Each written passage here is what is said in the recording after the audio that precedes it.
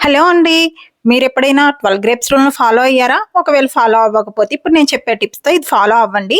ఈ ఇయర్‌లో మీరు అనుకున్న కోరికలన్నీ అయితే నెరవేరే ఛాన్సెస్ అయితే ఎక్కువగా ఉన్నాయి. ఈ రూల్ ఏంటంటే 12 గ్రీన్ కలర్ గ్రేప్స్‌ని అయితే తీసుకోవాలి. ఇలా ఒక టేబుల్ కింద కూర్చొని ఒక్కొక్క గ్రేప్‌ని ఒక్కొక్క కోరిక కోరుకుంటూ అయితే 1 మినిట్‌లో అయితే తినేయాలి.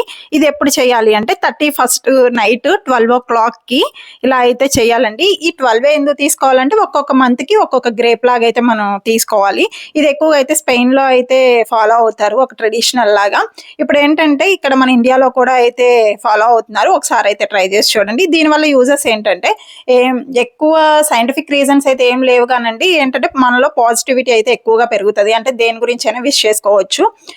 హెల్త్ గురించి, వెల్త్ గురించి దేని గురించైనా సరే.